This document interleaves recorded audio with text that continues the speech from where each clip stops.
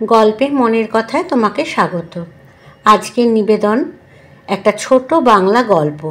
গল্পের নাম নতুন ভালোবাসায়।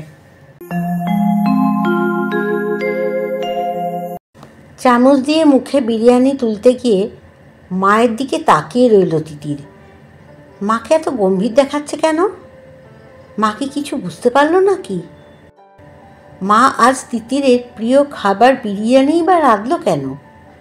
খুব অশান্তি নিয়ে কোনো রকমে বিরিয়ানি খাওয়া শেষ করলো তিতির। মা খানিকক্ষণ পরে গজগজ শুরু করলো, এই ঘনার মাকে নিয়ে আর চলবে না, ভীষণ কামাই শুরু করেছে আজকাল। তাদের ঠিকে কাজের লোক ঘনার মা নাকি কাকে দিয়ে একটু আগে খবর পাঠিয়েছে, সে নাকি কদিন কাজে আসতে পারবে না, দেশের বাড়িতে যাবে ঘর সারাতে। তিতিরের ঘাম দিয়ে জ্বর ছাড়ল। মা কিছুই বোঝেনি। এবার তিতিরের মন কেমন করতে লাগলো, খুব। বাড়ির সবার জন্য তার মন কেমন করতে লাগলো। মা, বাবা, দাদু, ঠাকুমা, দাদা, দিদি, ভাই, সবার জন্য। নিজের ঘরে ঢুকে খাটের ওপর বসে রইল চুপটি করে। খুব কান্না পাচ্ছে তার। দিদির সামনে পরীক্ষা, পড়ার ঘরে বসে পড়ছে, না হলে দিদিকে দেখলেই বুঝে ফেলত। কাঁদতে কাঁদতে একবার ব্যাগটা খুলে উঁকি মেরে দেখে নিল তিতির। ব্যাগে দু একটা লাল শাড়ি, ব্লাউজ আর প্রসাধনী। বেশি কিছু নিতে সাহস পায়নি। কিছু জমানো টাকা পয়সা ছিল, সেগুলোও একটা পার্সে ভরে সে রেখে দিয়েছে ব্যাগে। খুব কান্না পেল তার। কাল সে চিরদিনের মতো এ বাড়ি ছেড়ে চলে যাচ্ছে অর্জুনের সাথে। অর্জুনের সঙ্গে আলাপটা অদ্ভুতভাবে। সদ্য কলেজে ভর্তি হয়েছে তখন। প্রায় চোখে পড়তো একটা ছেলেকে, খুব বুদ্ধিদীপ্ত চেহারা, কখনো লাইব্রেরি, কখনো খেলার মাঠে। ছেলেটার চোখ দুটোয় যেন স্বপ্ন মাখা। খুব ভালো লাগতো তিতিরের ছেলেটার দিকে তাকিয়ে থাকতে। বন্ধুদের থেকে জেনেছিল ছেলেটার নাম অর্জুন। মহাভারতের অর্জুন তার স্বপ্নের নায়ক। নামটা জানা মাত্রই তিতির আরও বেশি করে ভালোবেসে ফেলল অর্জুনকে। সারা দিন রাত্রি তার আবর্তিত হতে লাগলো অর্জুনকে ঘিরে। তার ক্লাসের বন্ধুরাও জেনে গেল ব্যাপারটা। অর্জুনকে দেখলেই তিতিরের মনে হতো, অর্জুন, তুমি অর্জুন। কিন্তু কিছুই জানাতে পারেনি সে অর্জুনকে। অর্জুন যখন খেলতো, সে চুপটি করে দাঁড়িয়ে দূর থেকে তার খেলা দেখত। যেমন পড়াশোনায় তেমনি খেলাধুলায় ভালো ছিল অর্জুন। তার বন্ধুরা অর্জুন সম্বন্ধে অনেক খবর জোগাড় করেছিল। অর্জুনদের বাড়ি বেশ দূরে, কি একটা গ্রামে। অর্জুন এখানে হস্টেলে থেকে পড়াশোনা করে।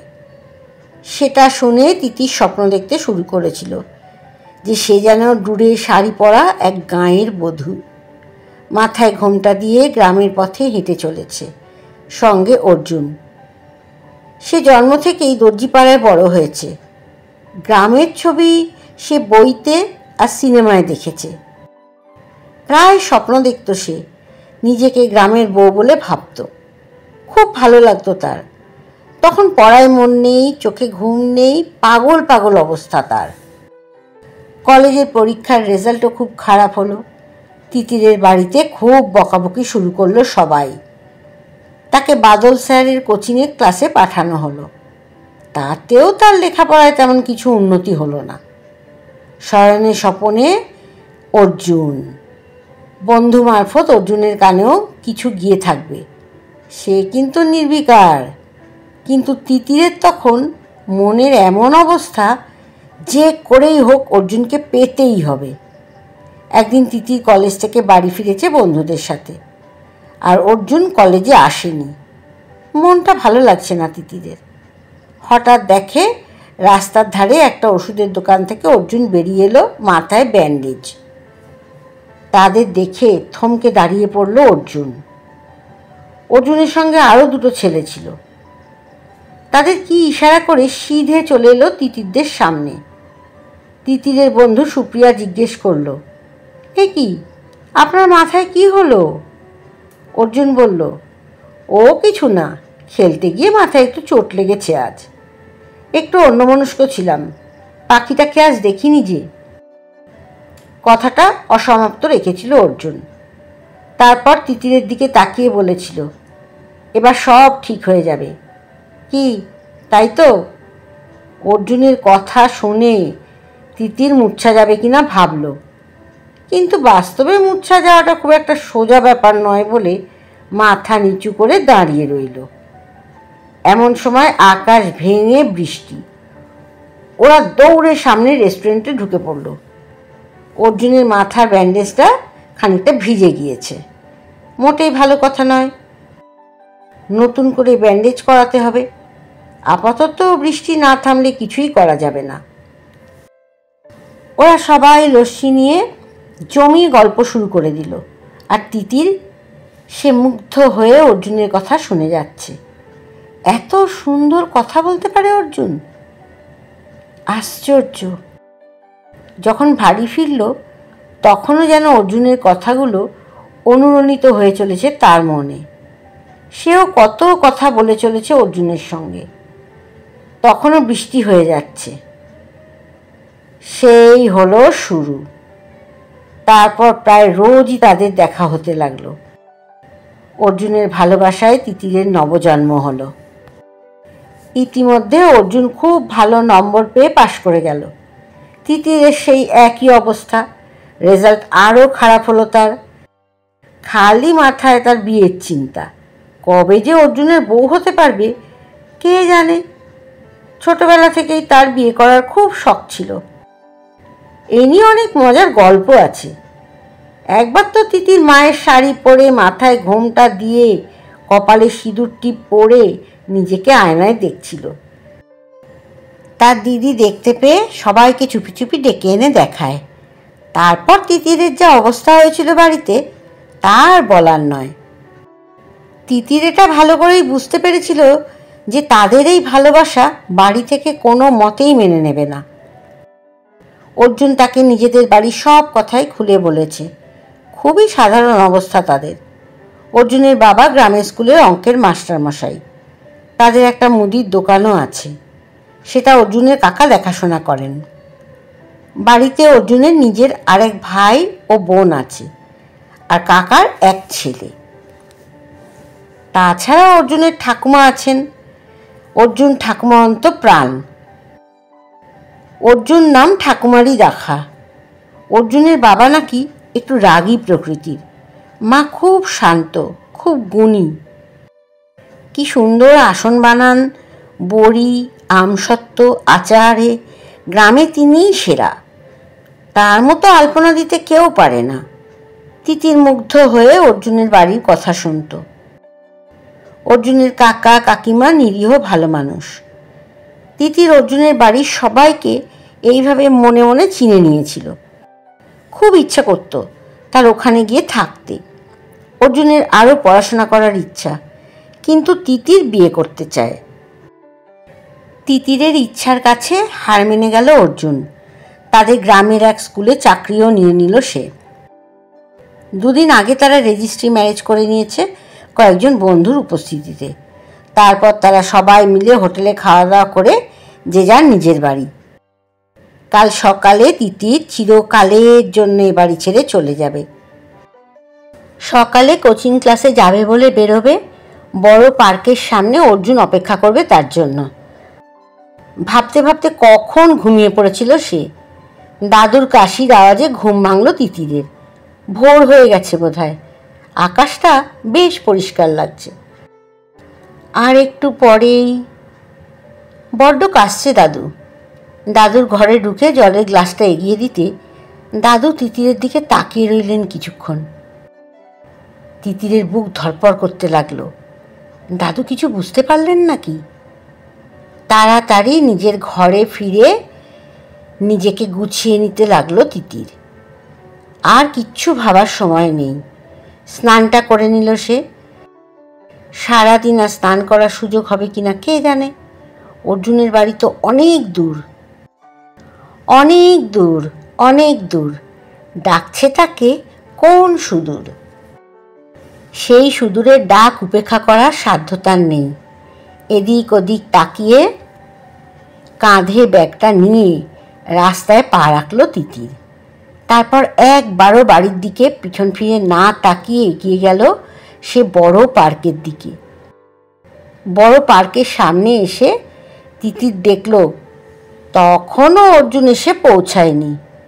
হাত ঘড়ির দিকে তাকিয়ে দেখল সবে 8:15। অর্জুন তাকে 8:30টায় আসতে বলেছিল। সে নিজেই তাড়াহুড়ো করে আগে বেরিয়ে এসেছে বাড়ি থেকে। এখন পার্কের সামনে হাঁ করে দাঁড়িয়ে থাকলে কারুর চোখে পড়ার সম্ভাবনা। তাই সে পার্কের মধ্যে ঢুকে একটা বেঞ্চে চুপ করে বসে আকাশ পাতাল ভাবতে লাগলো। মনটা খুব খারাপ লাগছে এখন, কিন্তু এভাবে বাড়ি থেকে ছেড়ে চলে না এলে কোনো দিন অর্জুনকে নিজের করে পেত না। তার বাবা তো কোনোদিন অর্জুনকে মেনে নিতেন না। খুব রাশভারী মানুষ তার বাবা, বংশকৌলিন্য নিয়ে সদা গর্বিত মানুষ। তার বাবার দাদুর নামে রাস্তা আছে, প্রকাশ মুখার্জি লেন। তার লিলি পিসি নিজের পছন্দের ছেলেকে বিয়ে করেছিল বাড়িতে না জানিয়ে। কি যে অশান্তি চলেছিল বাড়িতে। তখন ঠাকুমা বেঁচে। ঠাকুমা তো এক প্রকার অন্নজল ত্যাগ করেছিলেন। কদিন পর লিলি পিসি প্রবীর পিসমশাইকে নিয়ে বাড়িতে এসেছিল। তাদের বাড়িতে ঢুকতে দেওয়া হয়নি। সেই দিনটার কথা তিতির ভুলতে পারবে না কোনো দিন। তিতির অবশ্য কলেজ থেকে কয়েকবার লিলি পিসির বাড়িতে ঘুরতে এসেছে। বাড়িতে কেউ জানতে পারেনি। লিলি পিসি কিন্তু খুব ভালোই আছে, আর পিসমশাইও খুব ভালো মানুষ। আর্থিক অবস্থা তেমন ভালো না হলেও লিলি পিসি বেশ সুখেই আছে বোঝা যায়। একটা ছেলেও হয়েছে। তিতিরের সেদিন মনে হয়েছিল সুখ জিনিসটা একটা আলাদা ব্যাপার, তার জন্য খুব একটা পয়সা টয়সা লাগে না বোধহয়। সেও তো অর্জুনকে ভালোবেসে সবাইকে ছেড়ে চলে এলো। অর্জুনও তাকে খুব ভালোবাসে। লেখাপড়ায় এত ভালো ছেলে, তার সামনে কত উজ্জ্বল ভবিষ্যৎ ছিল। কিন্তু তিতিরকে বিয়ে করবে বলে সব ছেড়ে গ্রামের এক অখ্যাত স্কুলে চাকরি নিল। তিতির এই ভালোবাসার মর্যাদা রাখবে চিরদিন। অর্জুনের আসতে বেশ দেরি হচ্ছে, 9টা বেজে গেছে। ফোনেও বিজি আসছে। পার্কের বেঞ্চগুলোতে বেশ রোদ পড়েছে এবার, আর বসে থাকা যাচ্ছে না। উঠে দাঁড়ালো তিতির, হাঁটতে শুরু করলো। হাঁটতে হাঁটতে আবার পার্কের বাইরে যেতেই অর্জুনকে দেখতে পেল। ছেলেটা প্রায় দৌড়ে দৌড়ে আসছে, ঘেমে লাল হয়ে গেছে। পাগল ছেলে এসেই তিতিরের সামনে ঝুঁকে পড়ে বলল, বউ কথা কও। তারপর তার হাতে একটা বড় প্যাকেট ধরিয়ে দিয়ে একটা বাসকে হাত দেখিয়ে থামালো। তারপর তিতিরের হাত ধরে বাসে উঠে পড়ল। শিয়ালদা স্টেশনে চা আর কেক খেতে খেতে মোবাইলের সুইচটা অফ করে দিল তিতির। তারপর চোখ তুলে তাকাতেই দেখল অর্জুন তার দিকে মুগ্ধ দৃষ্টিতে তাকিয়ে আছে। তাকে তাকাতে দেখে প্যাকেটটার দিকে ইশারা করল। তিতির প্যাকেটটা খুলে দেখল একটা শাড়ি, একটা লাল রঙের বেনারসি। ট্রেনে ওঠার পর অর্জুন তাকে অনেক কথা বলছিল। তাদের গ্রামের জাগ্রত সর্বমঙ্গলা দেবীর মন্দির আছে, সেখানে প্রণাম করে তাকে সিঁদুর পরিয়ে দেবে অর্জুন। তারপর তাকে বাড়িতে নিয়ে যাবে। বাড়িতে অবশ্য সবাই জানে। ইতিমধ্যে শিয়ালদা স্টেশনের টয়লেটে গিয়ে তিতির সালোয়ার কামিজ পাল্টে বাড়ি থেকে আনা একটা শাড়ি পরে নিয়েছিল। তিতির অন্য কথা ভাবছিল। এতক্ষণে তাকে খোঁজাখুঁজি শুরু হয়ে গেছে। মা হয়তো কান্নাকাটি শুরু করে দিয়েছে। তিতিরের চোখ ছলছল করে উঠল। সে অর্জুনের দিকে তাকিয়ে দেখল অর্জুনেরও চোখ দুটো ছলছল করছে। দুজোড়া সজল চোখের মিলন হলো নতুন করে। সব পথ এসে মিলে গেল শেষে তোমার দুখানি নয়নে নয়নে নয়নে। গ্রাম নবনিঝুমপুর। তারা যখন ট্রেন থেকে নামলো তখন বিকেলের পড়ন্ত আলো। একেই বোধহয় গোধূলি লগন বলে। ছোট্ট একটা স্টেশন, খালি তারাই নামলো ট্রেন থেকে। তিতির তাকিয়ে তাকিয়ে দেখছিল সব। লোকজন বিশেষ চোখে পড়ল না, তবে গ্রামের নামটা বেশ, নবনিঝুমপুর। কেমন রূপকথার দেশ মনে হয়। এখানেই সে থাকবে এখন। সে সত্যি এখন গ্রামের বউ। অর্জুন তিতিরের হাত ধরে এগিয়ে গেল। সে সত্যি এখন গ্রামের বউ। অর্জুন তিতিরের হাত ধরে এগিয়ে গেল। তিতির এবার সত্যি গ্রামের পথে হাঁটছে অর্জুনের সাথে। যে স্বপ্ন সে এতদিন দেখে এসেছে। এখনো কোনো বাড়ি চোখে পড়েনি, খালি ধুধু মাঠ। একটা জায়গায় এসে তারা দাঁড়িয়ে পড়ল। একটা নদী, তার পাড়ে বেশ সুন্দর একটা পুরনো মন্দির, দেবী সর্বমঙ্গলার মন্দির। অর্জুন বলল, এই নদীর নাম কি জানো? ভালোবাসা নদী। এই নদীতে স্নান করলে নাকি ভালোবাসা অটুট থাকে। এখন জল খুব কম, বর্ষাকালে জল খুব বেড়ে যায়, তখন এসে একবার স্নান করা যাবে, কি বলো? দেবী সর্বমঙ্গলা, ভারী সুন্দর বিগ্রহ। মা যেন হাসছেন তাদের দিকে চেয়ে। মন্দিরে লোকজন কেউ নেই। একটা প্রদীপ জ্বলছে মায়ের সামনে। সেই প্রায়ান্ধকার মন্দিরে দেবী মায়ের সামনে বেদির ওপর রাখা সিঁদুর দিয়ে তিতিরের সিঁথি রাঙিয়ে দিল অর্জুন। তিতির কাঁদতে কাঁদতে মন্দিরের মেঝেতে বসে পড়ল। খুব কাঁদছে সে। মা বাবার কথা খুব মনে হচ্ছে। বাবা রেগে গেলে খুব গলা খাঁকারি দেয়। আজ তো গলা খাঁকারি দিয়ে বাড়ি মাথায় করে তুলেছে বোধহয়। আর মা খুব কাঁদছে, ভীষণ কাঁদছে। আর দাদু, কাশিটা বাড়ল নাকি দাদুর? আর দাদা, দিদি, ভাই, তারা খোঁজাখুঁজি করছে কি তাকে? অর্জুন চুপ করে দাঁড়িয়েছিল। এখন এগিয়ে এসে তাকে তুলে দাঁড় করালো। তারপর বলল, এরপরেই আমাদের বাড়ি, কিন্তু আমাকে কিছু বলবে না তিতির? তিতির অশ্রু সজল চোখ দুটো তুলে অর্জুনের দিকে তাকালো। তারপর বলল, তোমাকে খুব ভালোবাসি অর্জুন। অর্জুন হেসে তাকে কাছে টেনে নিয়ে বলল, তুমি আমার মনের মতো, এমনই থেকো তুমি সারা জীবন। অর্জুন তিতিরের হাত ধরে মন্দির থেকে বেরিয়ে পড়ল। মন্দিরের পিছনের দিকে যেতেই চোখে পড়ল একটু দূরে কিছু ঘরবাড়ি। মানুষজনের কথাবার্তা শোনা যাচ্ছে এবার। খানিকটা এগিয়ে যেতে চোখে পড়ল টর্চ হাতে কারা যেন এগিয়ে আসছে। অর্জুনের বাড়ির লোকজন। তারা অর্জুনের সাথে কথাবার্তা বলতে লাগলেন। এমন সময় একটা মহিলা এসে তিতিরের হাত ধরল। অর্জুন বলল, আমার কাকিমা তিতির। তিতির তাকে প্রণাম করে এগিয়ে গেল। একটা বেশ বড় উঠোন ঘিরে বেশ কয়েকটা ছোট ঘর। উঠোনের একদিকে প্যান্ডেল বাঁধা। কতগুলো বাচ্চা সেখানে খেলা করছে। কয়েকটা বাল্বের আলোয় একটা বেশ আলো আঁধারির সৃষ্টি করেছে। অর্জুনের মা এগিয়ে এলেন তিতিরকে বরণ করতে। বেশ মামা দেখতে তাকে। তারপর কিছু ঘটনা যেন স্বপ্ন মনে হলো তার। তিতির বাড়ির সবাইকে চিনে নিল।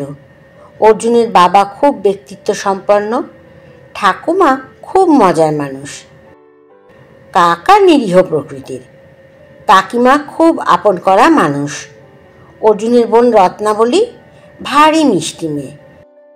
বাড়িতে আরও কয়েকজন বয়স্ক মানুষ রয়েছেন, তারা বোধহয় আশেপাশের বাড়ি থেকে এসেছেন। তিতিরের শাশুড়ি তিতিরের হাতে শাঁখা, পলা, নোয়া, চুড়ি ইত্যাদি পরিয়ে দিয়ে গলায় একটা হার পরিয়ে দিলেন। সেই সময় তিতিরের চোখ গেল দরজার দিকে। ভিড়ের মধ্যে ঘনার মা বিস্ফারিত চোখে তার দিকে তাকিয়ে আছে। তিতিরের বিস্মিত দৃষ্টি অনুসরণ করে অর্জুনের বোন রত্নাবলী বলে উঠল, ও মিনতি কাকিমা, আমাদের পাড়ায় থাকে, কলকাতায় চাকরি করে। ঘনার মার নাম যে মিনতি এই প্রথম জানল তিতির। ঘনার মা এগিয়ে এসে বলল, এ কি কাণ্ড করেছ গো দিদিমণি? তিতিরের খুব অস্বস্তি লাগছিল। অর্জুনের কাকিমা ঘনার মাকে সরিয়ে নিয়ে গেলেন।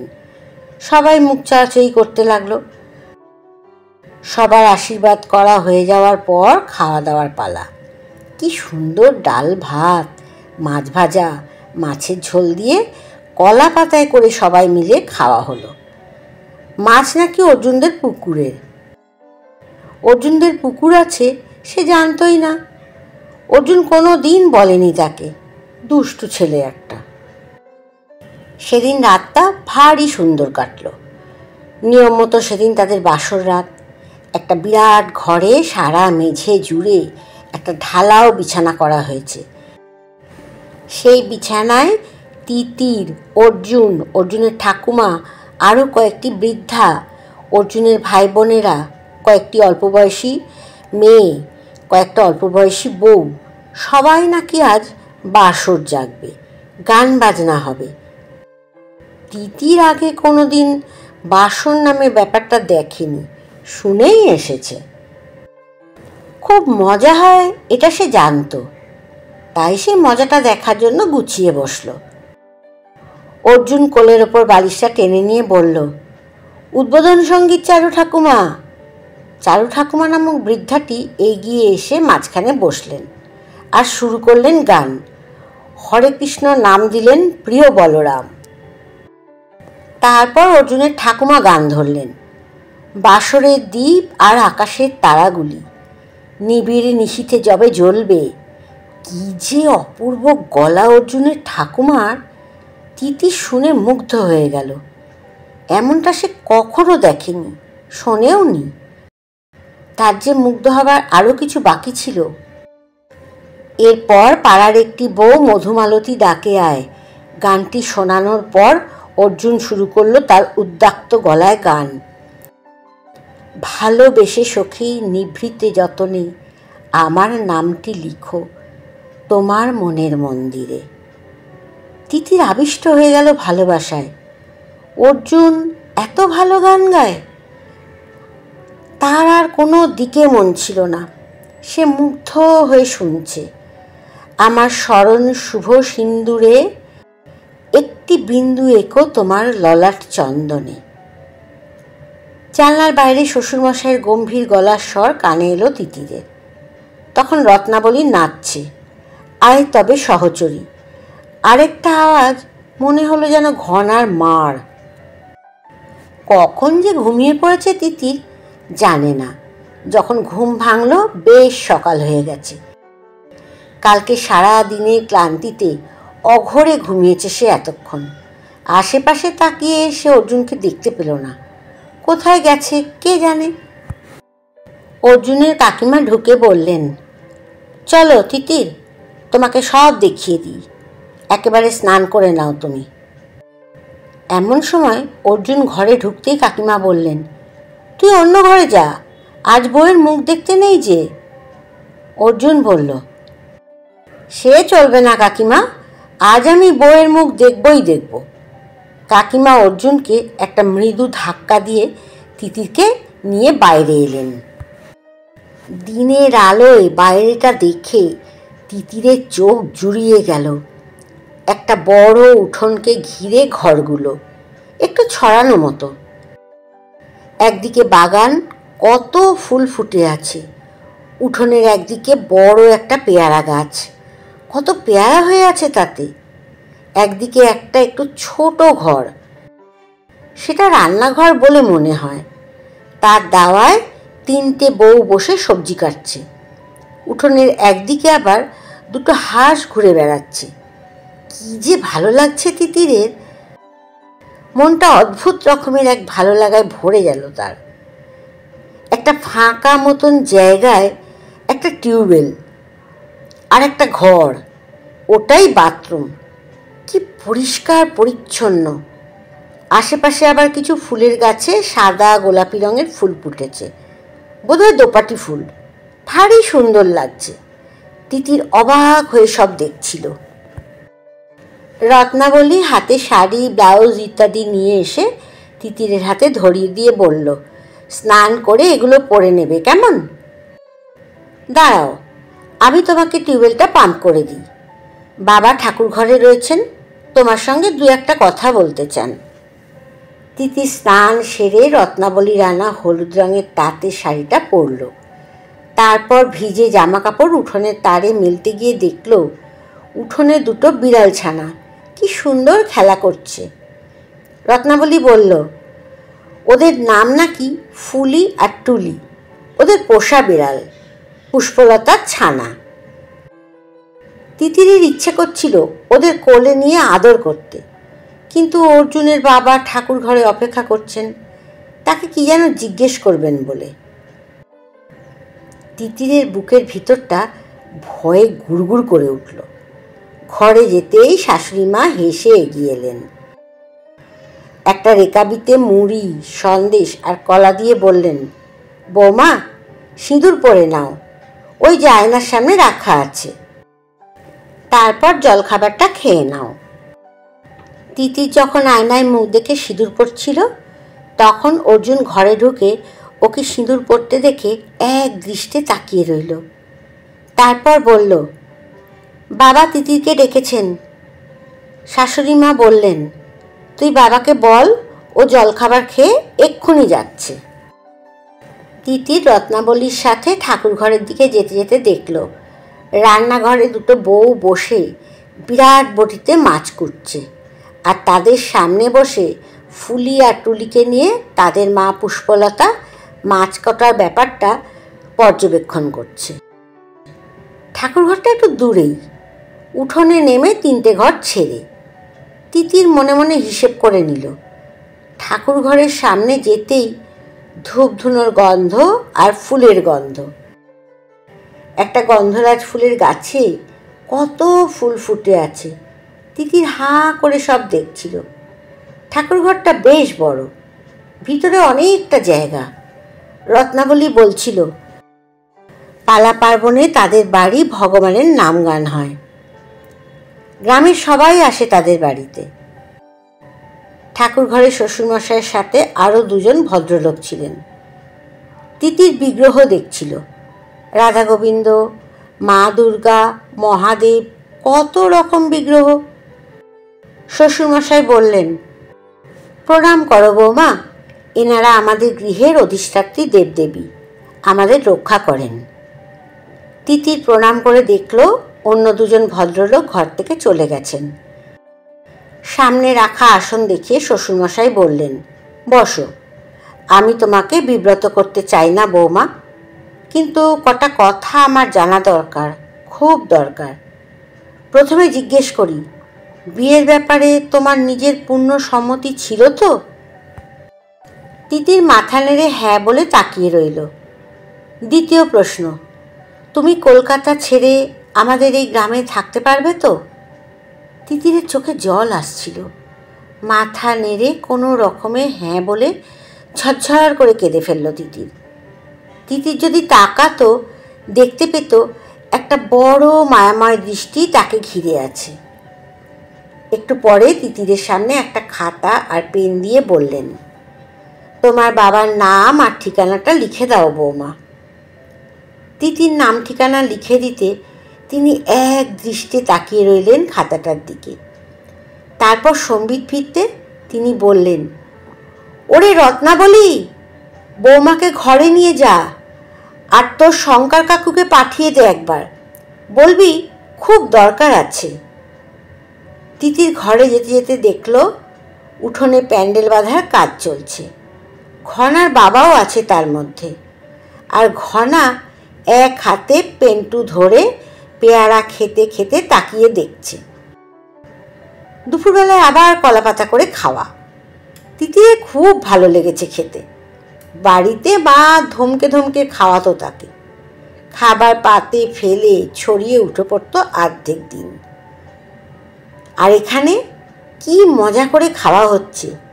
আজ রান্না হয়েছে শাক ভাজা, মুগের ডাল, এঁচোড়ের তরকারি, মাছের ঝোল, চাটনি আর পায়েস।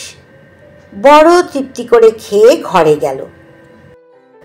অর্জুনকে ওই খাওয়ার সময় দেখল, খেতে খেতে আর চোখে দেখছিল। ঘরে সাবেকি খাটে পরিপাটি বিছানা, বালিশের কভারে এমব্রয়ডারি করা। তিতির শুয়ে ঘুমিয়ে পড়ল। স্বপ্নে তলিয়ে যাচ্ছে তিতির। কলেজ, পরীক্ষা চলছে, সবাই কত কিছু লিখে যাচ্ছে খাতার পাতায়। তিতির কিছুই লিখতে পারছে না। কিছুই পড়াশোনা করেনি তো সে। আর একটা যদি সুযোগ পেত সে। খুব দুঃখ হচ্ছে। হঠাৎ সামনে অর্জুন। অর্জুন বলছে, তুমি আবার পরীক্ষা দেবে তিতির? আমি তোমাকে পড়াবো, দেখবে এবার ঠিক পারবে। ঘুমটা ভেঙে গেল তিতিরের। প্রায় সন্ধে হয়ে এসেছে। ঘরে কাদের কথাবার্তা শুনতে পেল তিতির। অর্জুনের ঠাকুমার সাথে আরও দুটি বউ। একটা বউকে উদ্দেশ্য করে ঠাকুমা বললেন, পারুল বউ, তুমি নাক বউয়ের চুলে খোপা বেঁধে দাও। তিতিরকে উদ্দেশ্য করে বললেন, জানিস নাক বউ, পারুল বউ খুব সুন্দর খোপা বাঁধতে পারে। ওর হাতের খেজুর ছড়ি কলেজ খোপার খুব খ্যাতি রে। তিতির অবাক হয়ে শুনছিল। সে আগে কোনোদিন খোপা বাঁধেনি। তার মাকেও বিশেষ খোপা বাঁধতে দেখেনি। একটা বিনুনি করে রাখেন তার মা। পারুল বউ কি সুন্দর করে তার মাথায় একটা খোঁপা করে দিল। সিঁথিতে সিঁদুর দিয়ে বাইরে এসে দাঁড়ালো তিতির। উঠোনে একদিকে ভিয়েন বসেছে, পান্তুয়া, রসগোল্লা এসব তৈরি হচ্ছে। অর্জুনকে কোথাও দেখতে পেল না সে। তবে একটা জিনিস সে বুঝেছে, অর্জুনদের বাড়ির অবস্থা বেশ ভালো। আকাশে অনেক তারা ফুটেছে। সেই দিকে তাকিয়ে নিজের বাড়ির কথা মনে হলো। আচ্ছা, সে আর অর্জুন যদি যায়, তাদেরও কি ও বাড়িতে ঢুকতে দেওয়া হবে না? লিলি পিসি আর পিসমশায়ের মতো তারা দুজন কি রাস্তায় দাঁড়িয়ে থাকবে? আর কোনোদিন বাড়ির কারোর সাথে তার দেখা হবে না?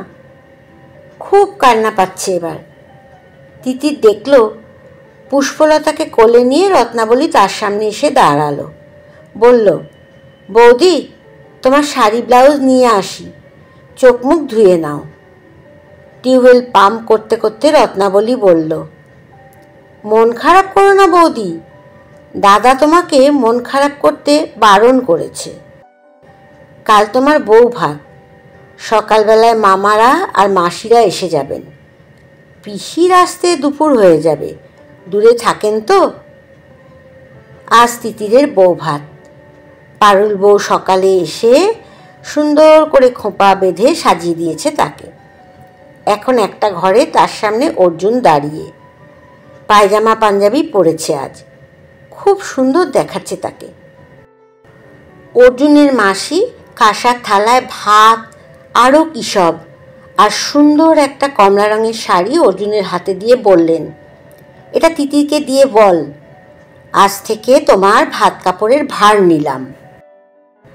অর্জুন বলল, এমন কথা বলবই না, ও নিজ ঐশ্বর্যে ঐশ্বর্যবতী হয়ে থাকুক। বরং বলি, তোমার সারা জীবনের সুখের দায়িত্ব নিলাম তিতির, তোমাকে সারা জীবন খুব ভালোবাসব। তিতির অস্ফুটে বলল, আমিও। আজ অর্জুনদের বাড়ি আলোর মালা পরে সেজে উঠেছে। গাছগুলোতে টুনি আলোর মালা দিয়ে সাজানো হয়েছে। তিতিরও আজ নবসাজে সেজে উঠেছে। পারুল বউ চমৎকার পানপাতা খোঁপা বেঁধে দিয়েছে তাকে। শাশুড়িমা এসে খোঁপাতে কি সুন্দর একটা সোনার গয়না পরিয়ে দিলেন। গয়নাটার নাম নাকি বাগান। তারপর পারুল বউ এবং আরেকটি বউ তাকে লাল বেনারসিটা পরিয়ে সুন্দরভাবে সাজিয়ে দিল। ভ্রুর মাঝখানের দিকে বড় সিঁদুরের টিপ, তাকে ঘিরে চন্দনের কলকা, গলায় রজনীগন্ধার মালা। তিতিরকে ভারী সুন্দর দেখাচ্ছে আজ। তিতির এমনিতেই বেশ সুন্দরী, আজ তার থেকে চোখ ফেরানো যাচ্ছে না কিছুতেই। অর্জুন খালি উঁকি দিয়ে দেখে যাচ্ছে তাকে। একবার এসে চুপি চুপি বলে গেছে কানে কানে, আজ আমাদের কি মনে আছে তো? তিতির আজ উন্মনা। রত্নাবলী আর অন্য মেয়ে বউরা তার সামনে বসে আছে। মাইকে গান বাজছে, সবাই উৎসবে মাতোয়ারা।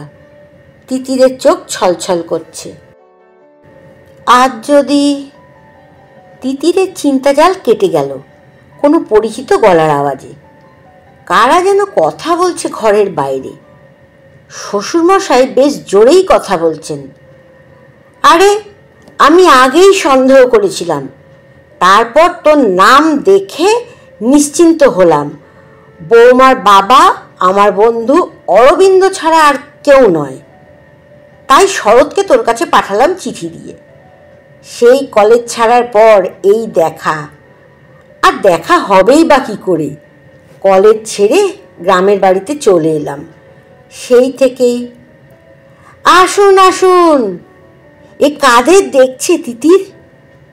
মা, বাবা, দাদা, দিদি, ভাই আর দাদুর হাত ধরে লিপি পিসিনা, সঙ্গে প্রবীর পিসমশাই। ভালো করে দেখতে পাচ্ছে না তিতির, চোখ ভীষণ ঝাপসা।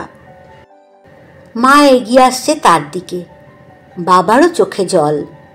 এই প্রথম বাবাকে কাঁদতে দেখল তিতির। বিশ্ব চরাচর স্তব্ধ, খালি ফুলের সুগন্ধ চারিদিকে। রজনীগন্ধা, জুঁই, গোলাপ ফুলের সাথে আরও একটা সুগন্ধ। সেই সুগন্ধের তুলনা মেলা ভার। সে হলো যুগ পরিবর্তনের সুগন্ধ, নবচেতনার সুগন্ধ। কলমে ঝুমা ভট্টাচার্য। গল্পটা তোমার কেমন লাগলো কমেন্ট করে জানালে খুব ভালো লাগবে। ভালো থেকো, সুস্থ থেকো।